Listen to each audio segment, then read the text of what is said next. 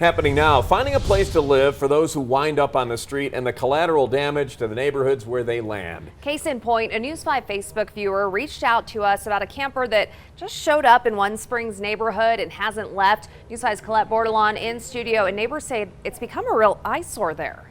That's right. The camper is acting as a temporary home for one man who has lived in the Springs his entire life, plus his roommate, a dog, cats, and now 2 litters of kittens.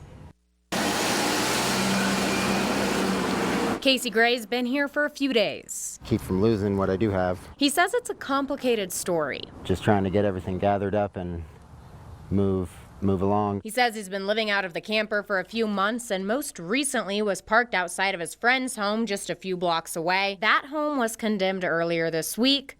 So here he sits. Try to keep positive, and I've been through a lot. I know there's always somebody's story that's worse than yours. Gray says the camper was tagged on Wednesday, meaning he has to move it by Saturday. I plan to take it to the forest. And he's not alone. 3 cats, 2 of them just had litters of kittens, and the dog, and it's cramped quarters in here. Bobby McClure lives in this neighborhood, and he's wondering how exactly the camper is going to move. You know, if it was mobile, maybe not as much of a problem. McClure has 2 young kids. It's just kind of an eyesore in the neighborhood, and we just like to take our kids to the park, and it's a little bit, it's a little weird right now. He says he understands hard times, but still doesn't want it in his neighborhood. Some people probably look at this and think, well, I'm moving in and I plan to stay here, and maybe just knowing that it's a hard time, less than 3 days I'm going to have it taken care of, then they might put themselves at ease a little bit.